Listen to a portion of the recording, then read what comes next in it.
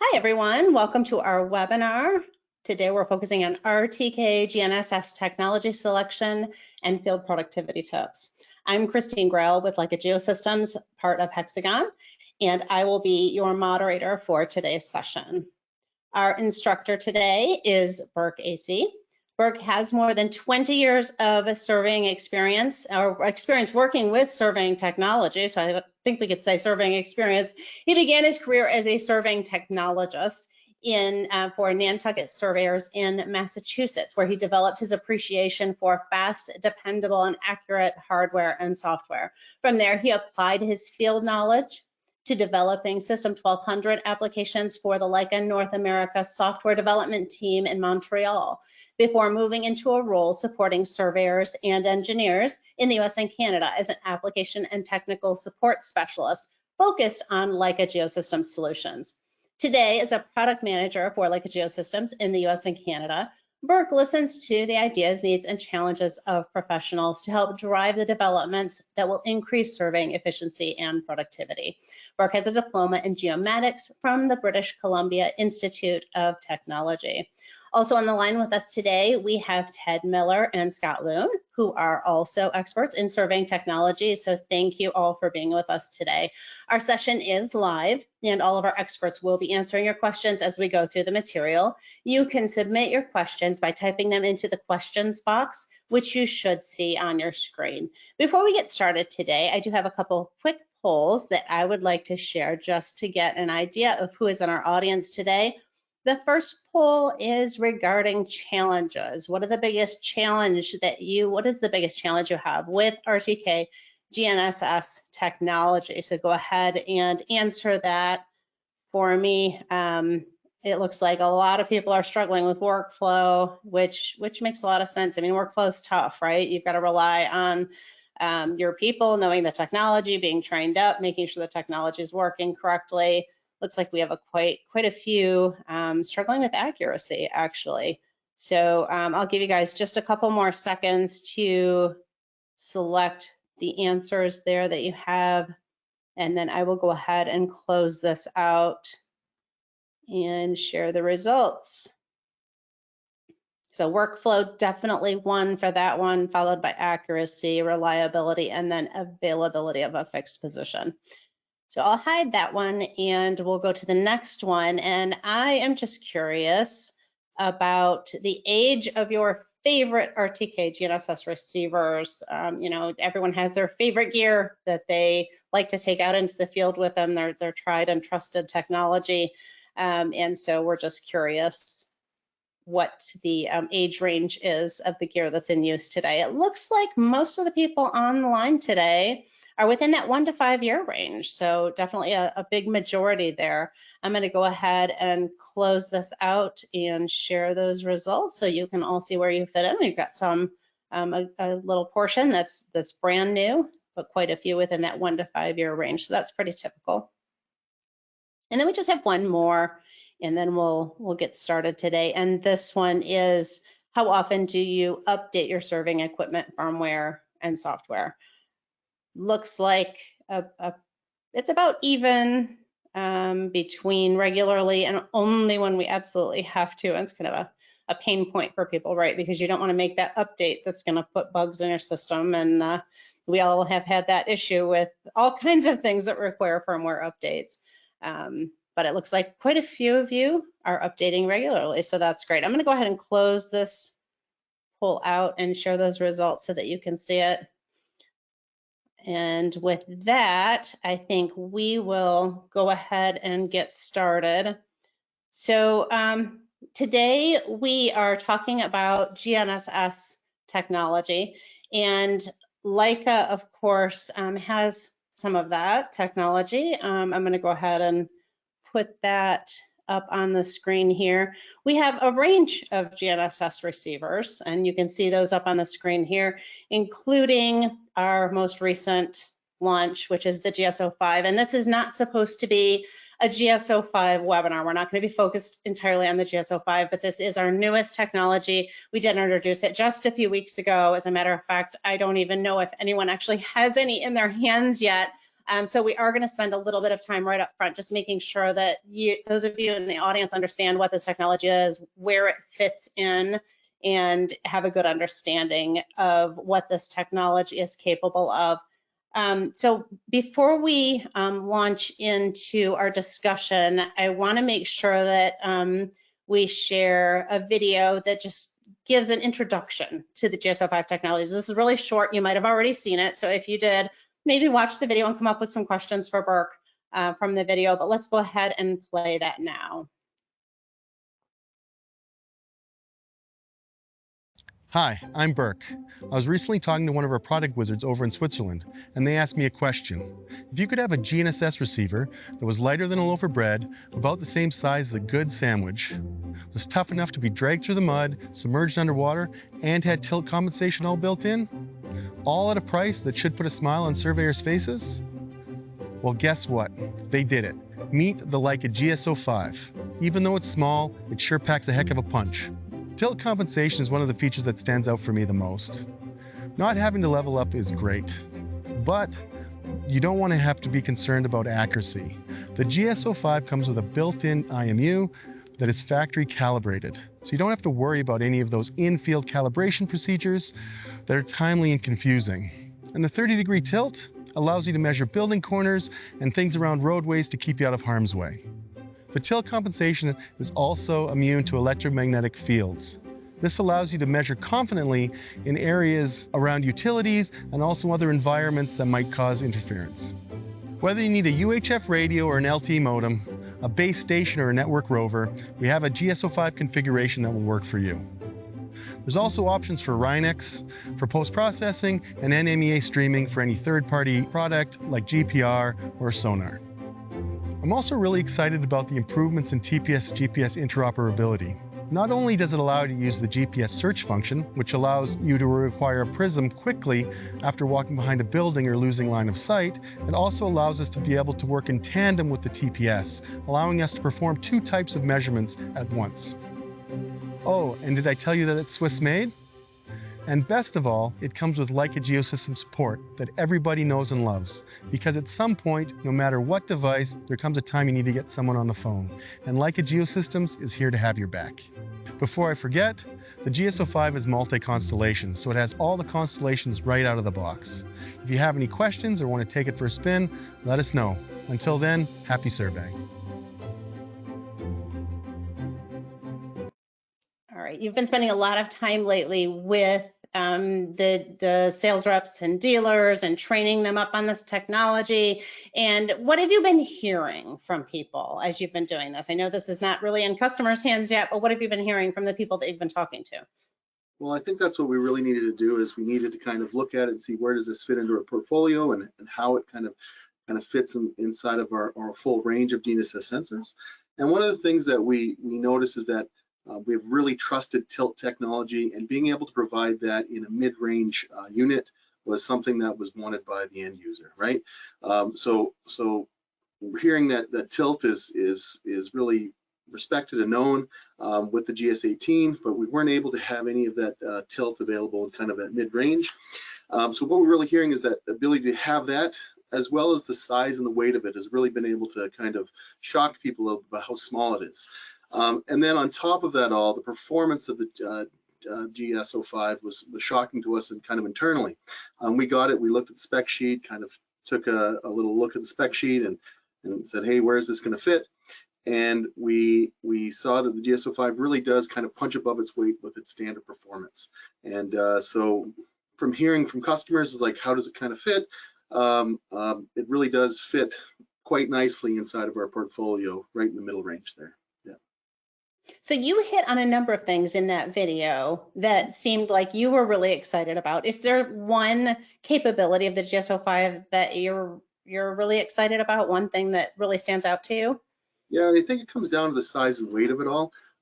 It really does allow us to kind of augment or kind of add into some of the things that we've done previously, but we didn't really see a large focus on inside of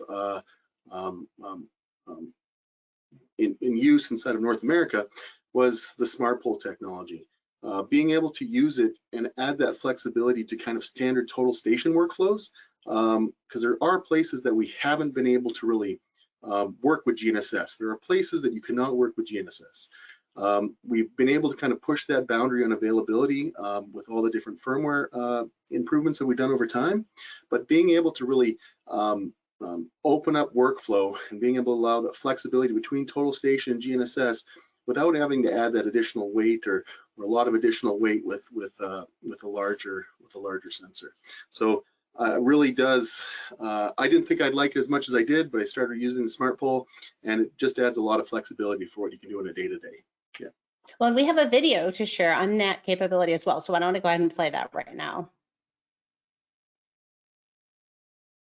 When you're out surveying, anything can happen. So all you can really do is be prepared the best that you can. With the new Leica GS05 setup, I like it because it's light on the pole and allows me to seamlessly integrate GPS and TPS measurements in case something happens in the field. Like this, getting something parked in our line of sight. Talk about hitting the fan.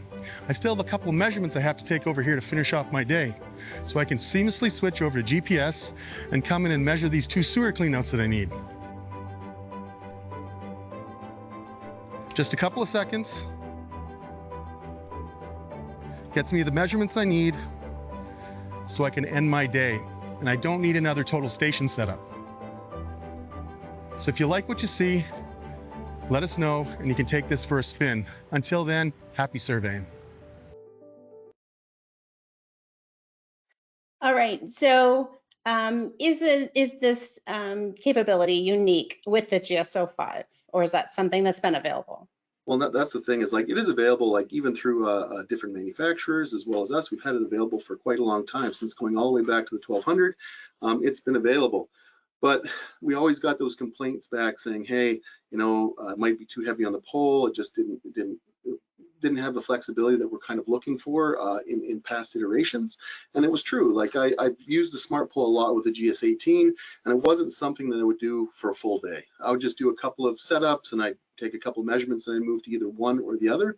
But now with the size and weight of the GS05, it allows us that flexibility to kind of just keep on using GNSS when we're working with total stations, or if we need to move into a quick total station setup and do a GS resection or something like that. It allows us that flexibility to do that very quickly and allow that workflow, that single job workflow mentality, to kind of be pushed all the way through our into our office software as well. So it allows that flexibility to be able to use GNSS, use total station to the best of its ability, and allow us to get the accuracy we want in those areas that we cannot use GNSS at all, right? And it really does open up the availability of getting good quality and accurate measurements in situations and places that we haven't been able to in the past without really struggling with weight on the pole, right? And again, it really doesn't only sit with the GS05. There are benefits and the ability to use this with kind of any GS sensor. If you have a GS14, you have a GS16 that's being used. There's these new kind of Captivate features and functions that are coming out with Captivate version 9. And again, it's centered around the GS05 and the size and weight, and seeing more people, or the idea that more people will see that as being attractive. So that additional functionality has been brought out with like the GS search, and then also the availability to kind of one-step TS-GS measurements inside of the setup application. So both of those things, those improvements in Captivate version 9, as well as the size and weight of the GS05, but can also be used with any GS sensor, really allows us some flexibility inside while using Captivate. When you mentioned the GS search, and so I think we have a video on that as well. Why don't we go ahead and play that, and you can explain what we're seeing in just a minute here.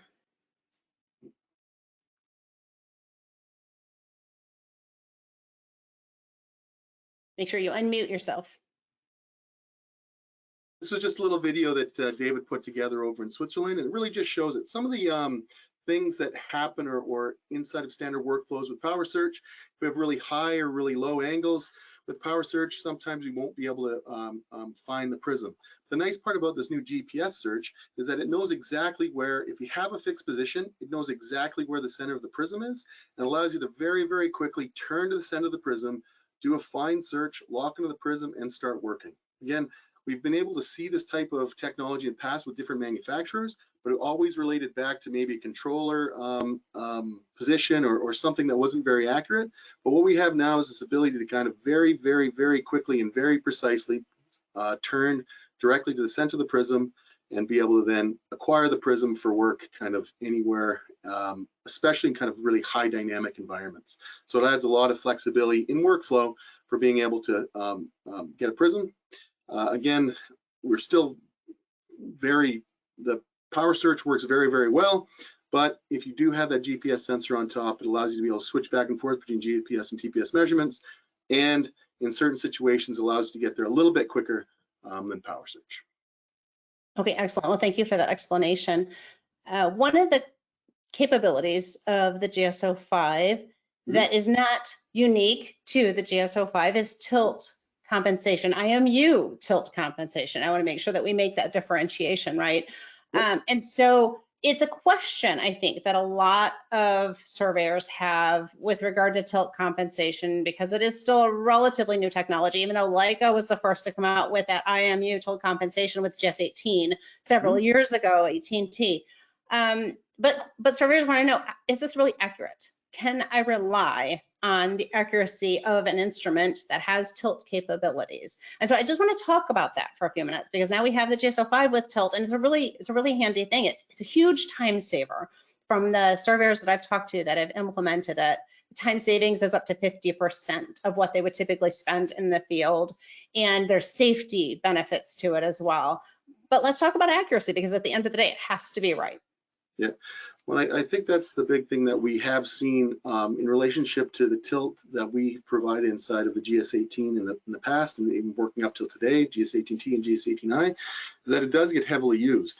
We notice like the high 90%. So if someone buys tilt, they start to use it every day and all day, and it's because it's reliable. And it's not, and the reliability behind it is it doesn't start with us in the field, right? The one thing that we do kind of are really proud of, and we really preach, is the availability of it being kind of field calibration less, right? You don't have to do a field calibration, and that all starts kind of in the factory back in the BU. And I do have some slides to show that I'm allowed to show here, so I'll just share my screen. Hopefully you can Yes, see we do see it. So again, the GS18, there's not a lot different between the GS18 and the GS05 when it comes to tilt compensation. And that was one of the big reasons about bringing in kind of a mid-range sensor, is that we didn't have a mid-range sensor that had tilt compensation. And now the GS05 does have that. Again, there's some slight differences when it comes to the GS18 and GS05. Again, some hardware differences and some limitations inside of the GS05. The big one here is it is still calibration free, but it's IMU based. Big thing here is up to 30 degrees. There is a limitation on the 30 degrees, but and the GS18 does have kind of an unlimited tilt option. But they do similar things when they come to reliability, right? So when we talk about IMUs, there are some challenges there. There's some biases and some rotation inside the housing. There's things like that we have to kind of worry about. And this is all worried about in Switzerland. Like when we're putting this together, again, the GS05 and the GS18 are both Swiss made. Again, they're very well put together. And the big things here is that we have to worry about with the IMU is temperature change, time, stress, those type of things. But what we end up doing in Switzerland is we end up, being able to manage these by doing a certain amount of testing, developing rate tables or having rate tables available for the instrument, and we can then be provided directly in the factory. And again, this helps with reliability and accuracy. And again, this is just here a chamber that gets a climate chamber that a sensor gets put into and gets tested over different temperature ranges, right? So this is done in Switzerland. It's something that happens with every single sensor. And then we look here and we also see there's some a little bit too quick there, but there's a calibration that does happen as well that is done with all of the GS18s to kind of make sure that the GS18 tilt sensor is going to, or the IMU is going to work over every single field situation that you're running into, from -40 to +40 to bangs and bruises and all of those other things. It's going to have an accurate and a very reliable tilt. And again, it's not just that, it's not what we do in Switzerland, it's also what's built in Switzerland. So again, we're also using kind of in-house IMU algorithms to be able to update quickly what's happening out in the field. So if you're moving the IMU or you moving the GS head quickly, it's updating very, very quickly to provide the most accurate position at the pole tip that's possible, right? And these are the things that we're doing in Switzerland to really be able to provide the most accurate and most reliable tilt compensation in the market. And we really do believe that we are the most accurate. And again, as far as my knowledge, we're the only field that tilt compensation doesn't require a field calibration, right? We're very proud of that and of the reliability and accuracy of the tilt that we're using. So we put those things all together. We're going to have a mid-range sensor that's going to be very, very stable when it comes to tilt accuracy. Again, it's not quite as good as a GS18, but it is still very, very reliable and accurate on a day-to-day basis. Yeah, so ultimately it just depends on what your needs are for that instrument, whether you need the higher range of tilt than the 30 degrees, whether you need the higher accuracy versus, you know, this accuracy is okay, right? And so again, looking at the spec sheet and then taking it for a spin and seeing what it's capable of, I think is ultimately what it comes down to. So that is that's a great overview of tilt, and so I just want to emphasize that IMU tilt, right? That's different. That's something that Leica does differently when we talk about tilt compensation, because you hear tilt compensation all the time now. Yeah, but so there's a number of manufacturers that use IMU tilt, but we were the first to do it. And the thing that we're the only ones to really do is do that, the ability to have this without a field calibration. And so there's others that do it, but we're always unsure about what's happening inside the unit. Here we do provide this kind of ability to be very sure of what's happening with the tilt calibration. And again, this is being moved to the GS05, which is mid-range. So we're going to have more of a portfolio that's going to allow us to be able to use this tilt. And again, with the tilt, that allows workflow challenges to be overcome, right? It allows us to be able to be safer around traffic. It allows us to measure building corners, obstructed things, obstructed control. It allows us to be able to move away from offsets and allows us to really, you know, measure everything directly that we want to in a workflow sense. Okay, great. Thank you for that explanation.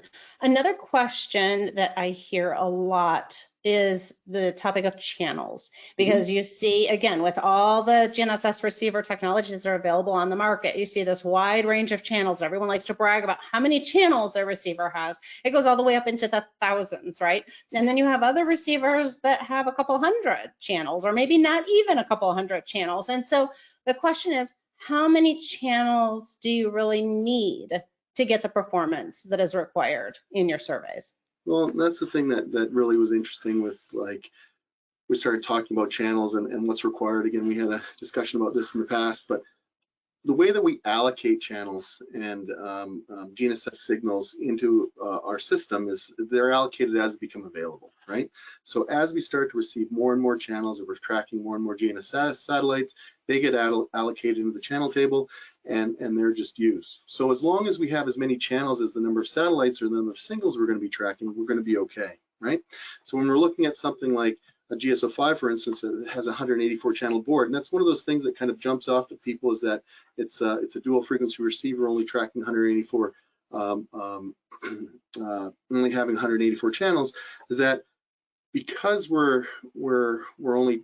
it's only dual frequency, what we can end up doing, again, it's multi-constellation, so it's tracking as many constellations as possible, but having 184 is still more than enough, because if we look at kind of a standard number, say we're tracking 15 or even 12 or 13 satellites per constellation, that's only 48 to 50 total satellites that we'd be tracking at kind of the best case scenario. You double that because it's dual frequency and we're getting 100 signals that are available to us. That's much less than 184, and that allows us to be able to use all of the satellites available up at the sky. Again, it is limited to frequency or dual frequency, but with our RTK algorithm that we have with the GS05, we've noticed it to perform very, very well, as good or better than many multi-frequency receivers. But then we're looking at also as channels for the GS18 or higher level units. Again, 555 channels on the GS16 and GS18 are more than enough for all of the multi-frequency receivers that are out there. Again, we're tracking 45 satellites at the very high end. Again, I have to do a little bit of math there, but if we just say 45 times 4 or 5, let's say 4, that's still only 180 or 200 channels that are going to be required. So the 555 channel board is more than enough to be able to sustain what we're working with our GNSS portfolio. So when you're looking at GNSS receivers, it's not necessarily about the number of channels. It's really about the capability of that particular technology to track what you needed to track at that given point in time, right, on that survey. Exactly. So what ends up happening is like, that was one of the things that was brought up a lot with the GS05 right out of the gate, is that, oh, it's dual frequency. How's that going to perform in relationship to other receivers that might be multi-frequency? And one of the things that we will say is that, yes, it will be tracking less signals, and therefore it has less channels available to it, but it does perform very, very well, because it's not all about the ME, it's not all about what's tracking, what's doing. The RTK algorithm also comes into play, and also with more and more satellites available to it, the performance that we do see with like dual frequency receivers like the Flex 100 and the GS05 is quite good, and the RTK algorithm does play a very substantial portion in how we receive accuracy and also reliability outside of just the ME, or just outside of the measurement engine itself. Okay, that's good to know. Excellent advice. Let's move to the topic of firmware, because I know that there are some folks on the line who probably are using some older receivers, and that's not necessarily a bad thing. I mean, we're looking at the age of obsolescence being within that 2 to 4 year time frame now, because technology is, you want to make sure that you have the latest and greatest technology as it changes and evolves. You want to make sure that you have the up-to-date versions, but that's not always about the hardware, right? Especially with Leica, we're doing a lot of things behind the scenes in the firmware and the software to make sure that if you invested in a Leica GS14 or GS15, you're still going to get some pretty good performance out of that, as long as you keep your firmware up to date, right? Let's talk about that for a minute. Yeah, so firmware is one of those hot topics, because it can be, a little bit of sometimes a challenge to update it, or it might require updating a large group of hardware at one time. But we do every single Captivate version that does come out.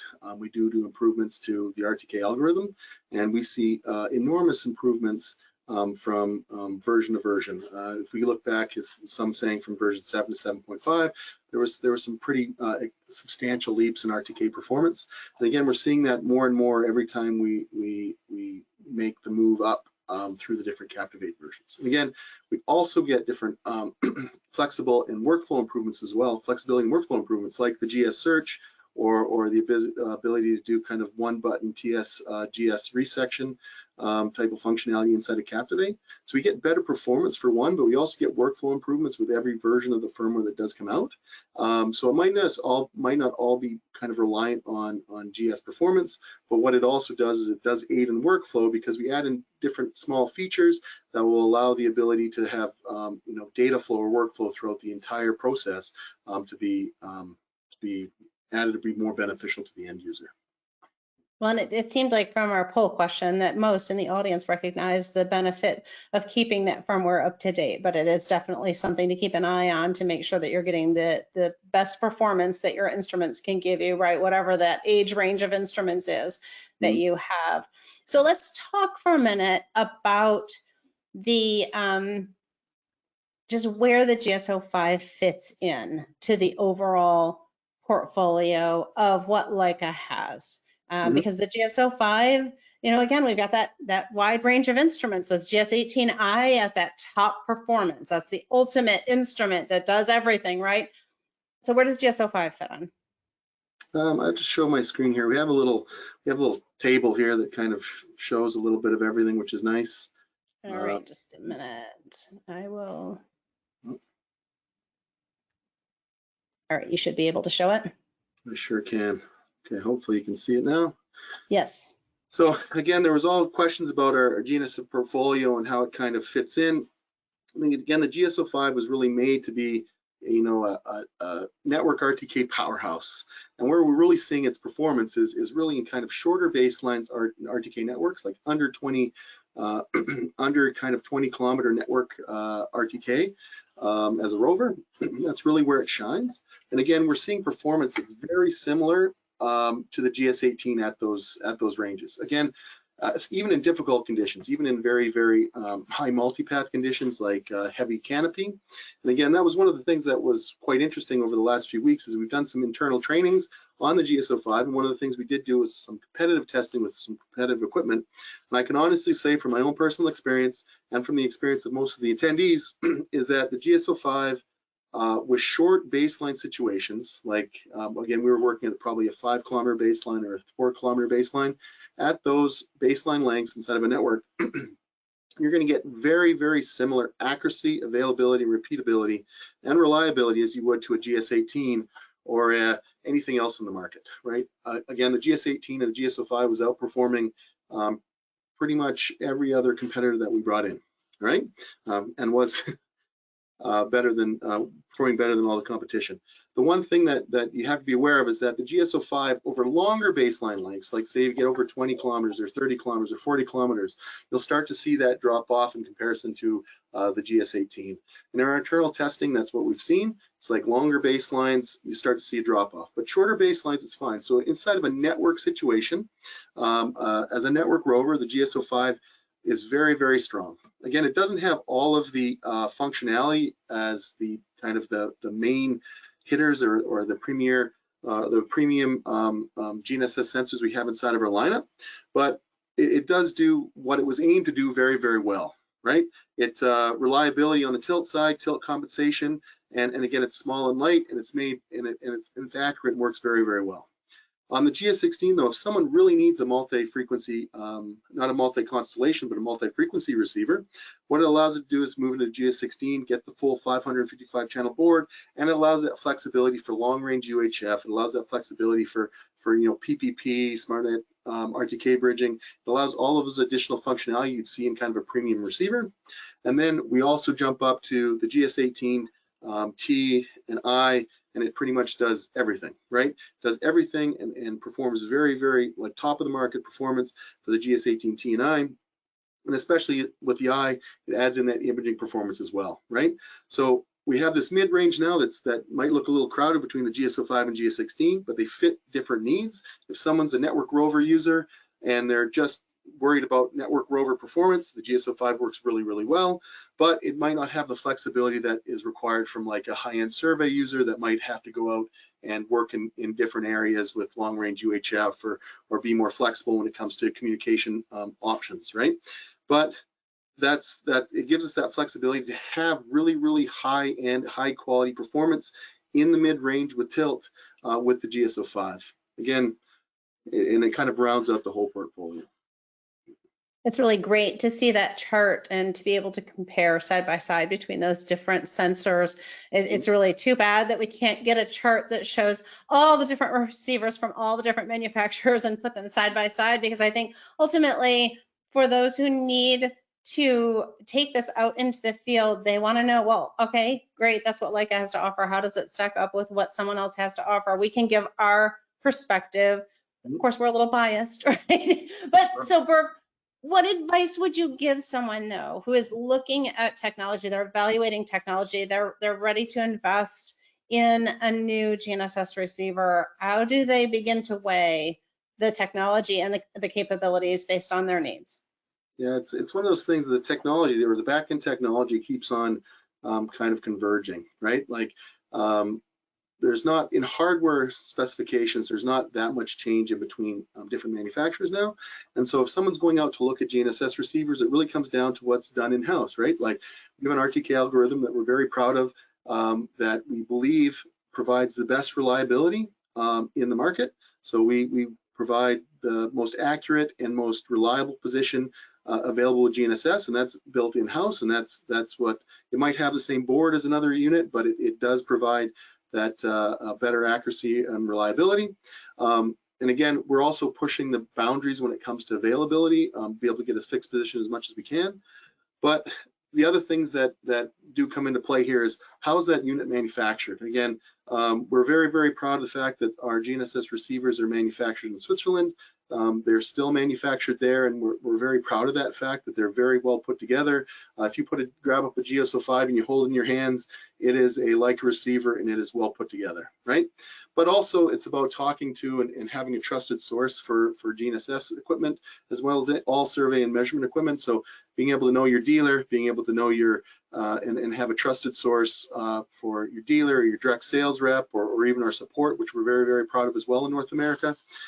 Having that as a backup for any of the other things that we're doing.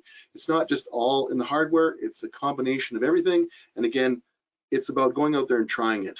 A lot would look at a dual frequency receiver and say, hey, how is that possible to get the type of performance that it's getting? And we felt the exact same way when we finally got into North America. We turned it on, we walked in the woods, it fixed, we got a very accurate position. We said, wow, this is a lot different than what we were expecting. And again, going out there trying to take a peek at and get hands-on with this equipment is the most important part, right? Being able to compare it against other things, being able to take a look at it and see what you're getting as a full package is much more important than probably just a spec sheet. Yeah, that's great advice, because I know it's really easy to put some numbers on a spec sheet. But I've heard the same comments about the GS05 specifically. It's like how this, when you look at the spec sheet, and then you look at its performance in the field, it doesn't seem like it should be giving that level of performance, but people have been pretty impressed with what they're seeing so far. So going back to one of the poll questions that we had about challenges, the biggest challenges that people had, 3 stood out, and that was the workflow being number 1, and then accuracy, reliability, and repeatability. I mean, those are some pretty big challenges, and then the availability of a fixed position. Is the way that technology has advanced, is technology addressing some of those challenges? Well, I think it shows in here. Again, we've always had these solutions to be able to, the big thing is being able to measure a point as accurately as we can and being able to do it consistently, right? And with this added functionality and benefit to be able to use these GS3 sections and being able to use the smart pole and being able to move data back and forth, is that we can go in and get quick points with GNSS, but we also have the availability and the flexibility to be able to measure points with the exact same workflows that we currently have with the total station aided by GNSS, right? To be able to set up in a coordinate system quickly without control, measure things, do that GNSS resection, and then kind of move forward. Again, I think we do have another short little video that kind of came from the training that we could show. I can stop. Yeah, I'll go ahead and share that now. It's going to take me just a second here.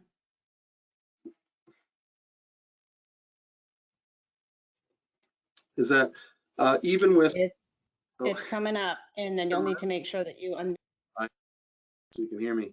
But anyway, this is another little video that came up that they made up for the training that we've had on the GS05, because we really do believe that the smart pole is going to be much more relevant because of individuals trying to be able to measure things where they couldn't before, and not having that limitation of weight or kind of ergonomics when it comes to pole use. Again, you put a GS05 on top of a smart pole, I was surprised. It's almost like it's not even there.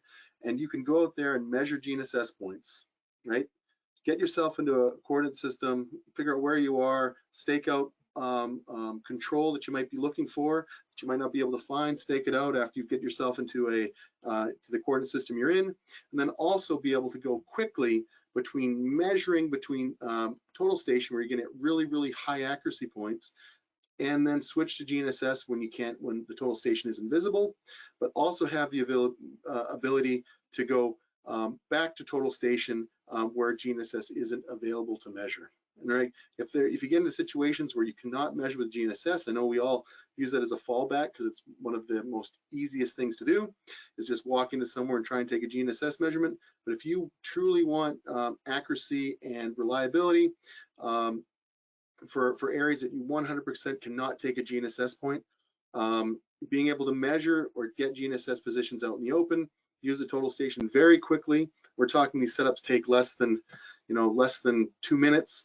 You can set up a total station, use these GNSS positions to get you into your coordinate system or inside of your reference frame that you're working in, and then measure the points quickly with the total station, get very, very high accuracy, and then move on. Really gives a very, very flexible workflow for users that need that type of flexibility.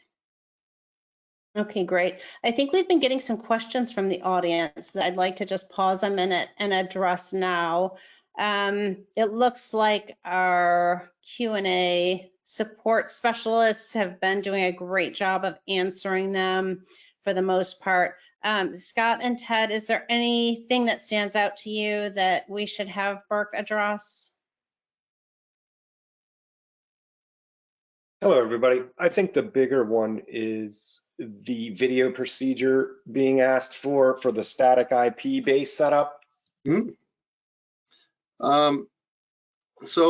You can use a static IP, so this is possible. With our GS sensors, we do have options to be able to work as kind of a peer-to-peer base connection. Again, it's typically LTE, or in the case of the GS05, it's a Cat M1 LTE and it's an eSIM.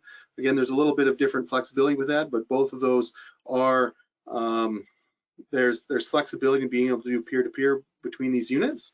That's a little bit too technical to jump into right now, but if you do need that information, just throw your name and a question there, and we can provide that information in kind of a standard guide that we can make available to you.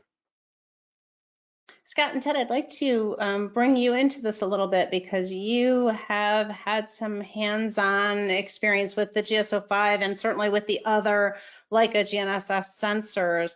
And so I'd like you to weigh in on, what are some of the biggest questions that you're getting right now about the technology?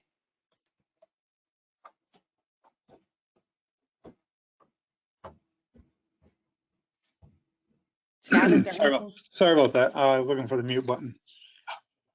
The biggest question that I keep getting about GNSS is availability and and more importantly, the repeatability of these. What we were seeing with this, like Burke was alluding to, was we had these instruments and testing them out, and this GS05, it was amazing us on where it was measuring, and not only was it measuring there, but it was also repeating there in the same position. So like you were saying, where nothing else was getting the position, we were, and it's something that we can't stress enough. You need to actually go see this or go try it out for yourself, and instead of just looking at the specs. And it's not going to be the one size fits all situation for everyone, right? I mean, Burke, you and I have had some discussions about, there's going to be some situations where it just doesn't fit. It doesn't work for the particular application at hand. And so it really does depend on the needs that each company has, what types of surveys they're doing, what other things. The GS05 is really, it's not made for it. Well, it's made for everyone, but it really is made to cover a kind of that mid-range kind of net rover market, right? We didn't have the ability to do tilt there. We saw a lot of users wanting to use tilt in that space, and allows us to be able to come in there and provide a very light ergonomic GS sensor that performs very, very well in kind of that short to mid baseline inside of a network, right?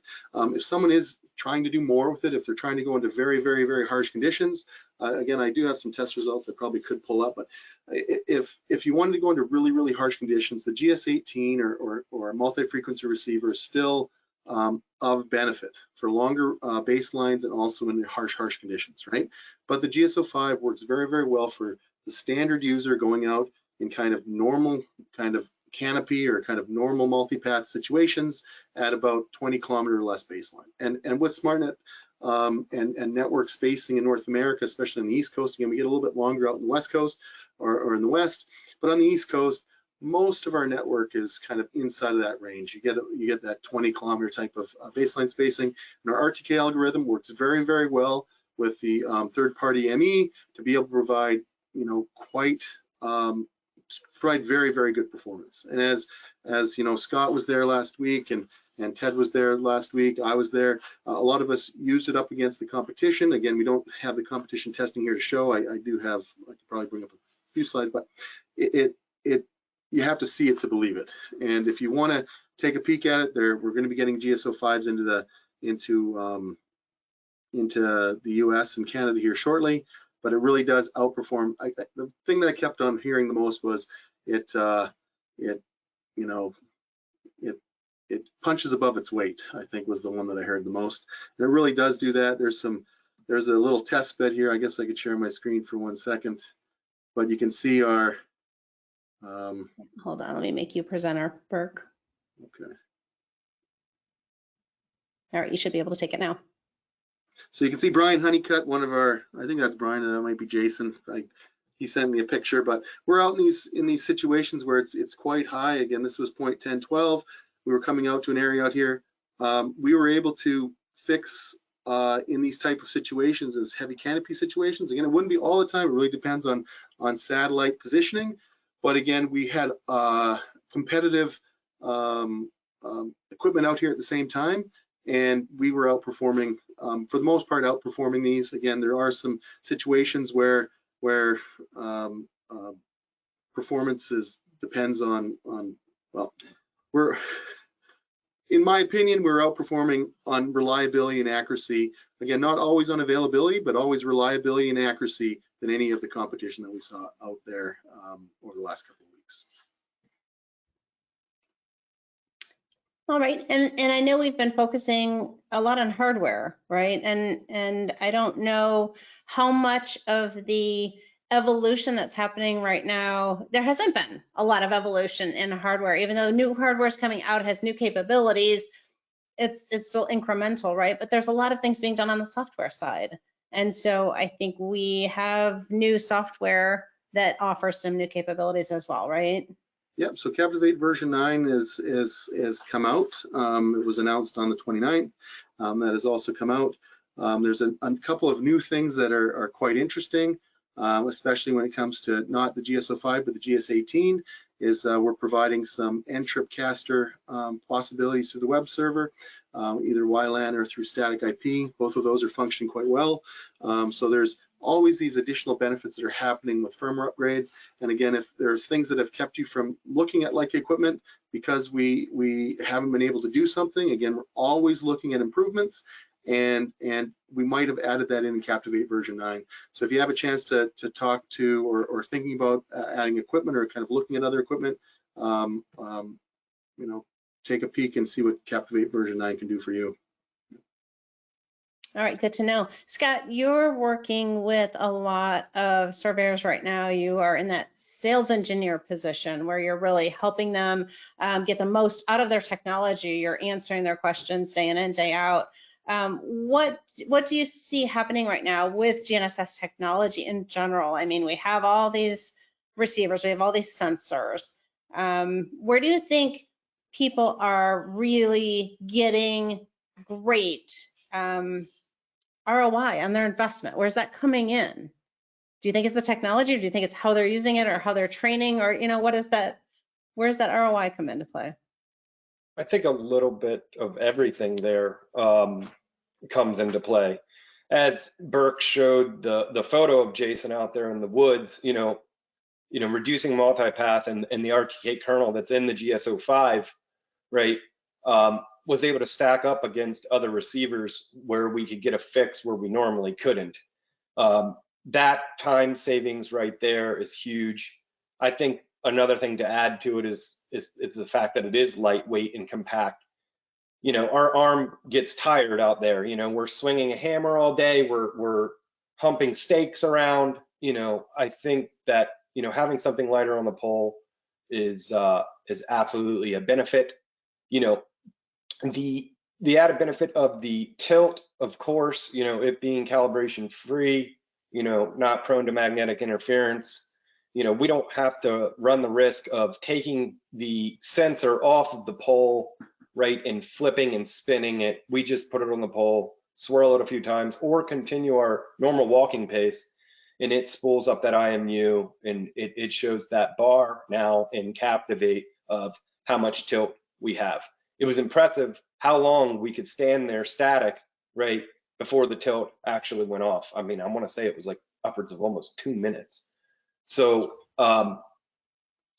you know, interfacing those types of things with surveyors, I think is a big bout, you know, to face. And yeah, I think that's about it. Now with ROI, again, it's not all when it comes to the GNSS sensor itself. Again, the one thing is, and you had mentioned how old GNSS sensors are. Again, we still have people calling us up and trying to get their 500s running. Again, when the like sensors are developed, they're meant to last, right? They really are. They're well manufactured, and they last longer than we kind of hope they would. So it's one of those things is they are very well manufactured. They're put together. You're going to buy them. You're going to have them for a lifetime. Well, its lifetime, and you're going to get a return on investment on this for sure, and on a Leica sensor.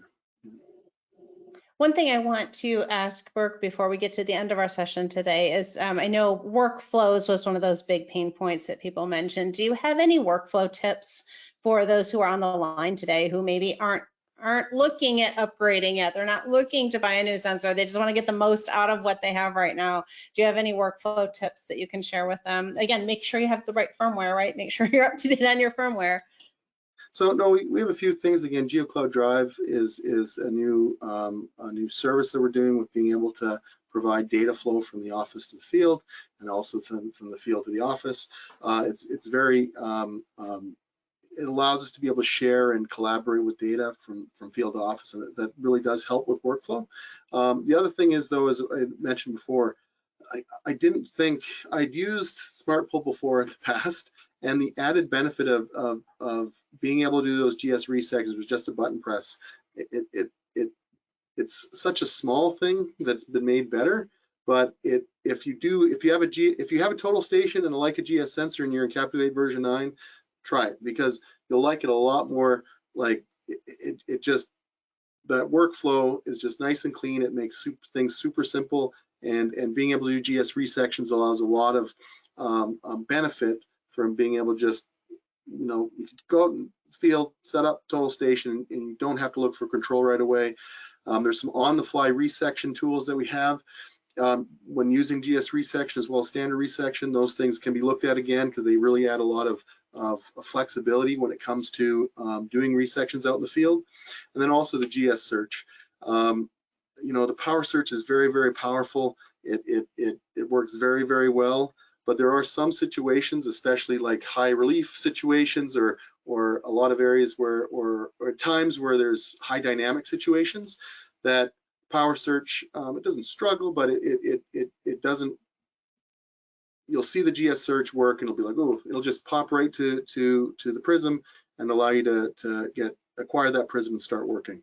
So those type of functionalities, as small as they are inside of the firmware updates that are coming, they are quite powerful. And if you are moving to version 9 and you have any GS sensor and any Leica robotic total station, they would be able to benefit you. And that's the nice thing about kind of constant upgrades. Even if you have existing equipment, you know, we're there to kind of add these new things in to be able to provide additional benefit for your existing equipment as well.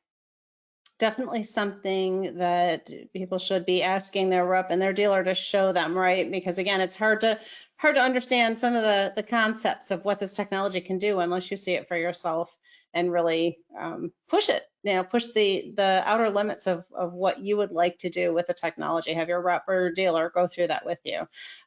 Scott and Ted, is there anything else that you see coming through right now that we need to have Burke address?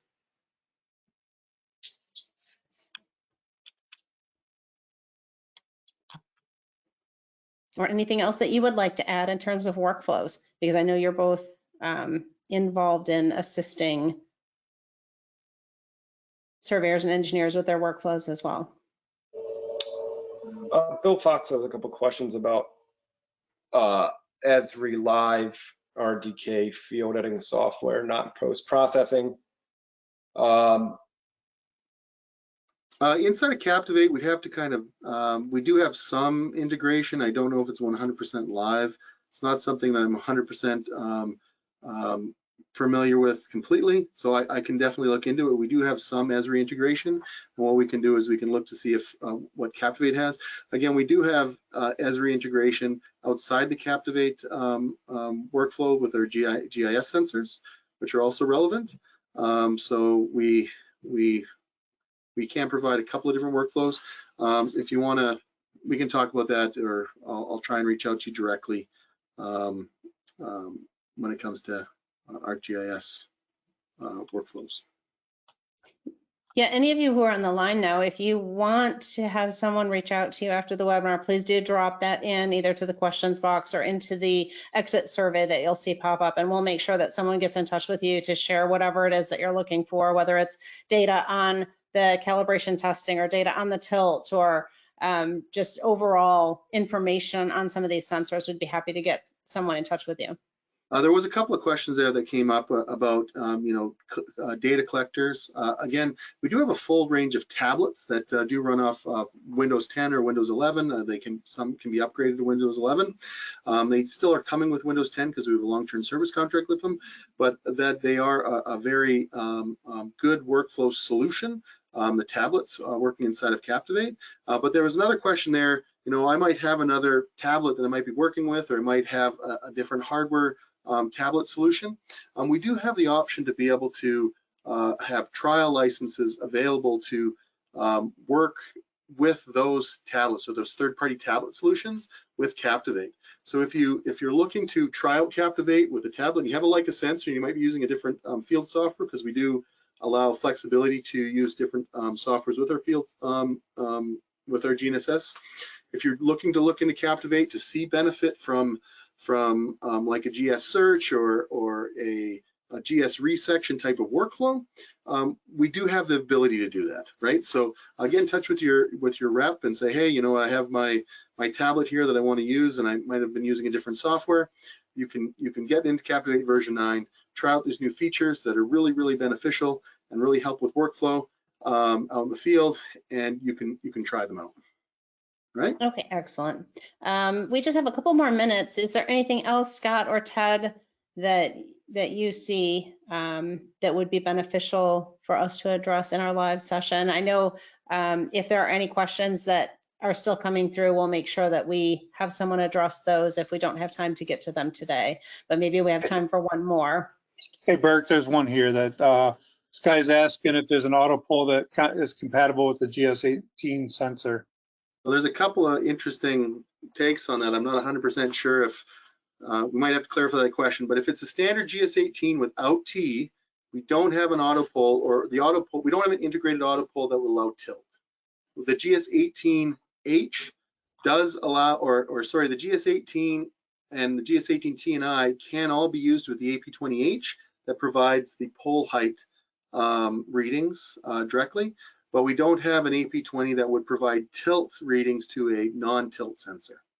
I'm not sure which way it was going there, but AP20H will work with all the GS18s, but we cannot provide any tilt information to non-tilt sensors through an AP20. Hopefully that's clear. Thanks, man. I just didn't want to type all that out. Yeah. All right, might as well address it while we've got Burke on the line then. Okay, well, thank you so much, Burke, Scott, Ted, thank you so much for your time today. Thanks to those of you who are in the audience for asking questions. I hope we've addressed any questions that you have had. Feel free to reach out. If you do have additional questions, go ahead and pop those into the questions box or in the exit survey. We'll make sure we have someone get in touch with you. We do appreciate your time, and we hope that you found this to be a valuable experience. Thank you so much, everyone. See you later. Take care, everybody.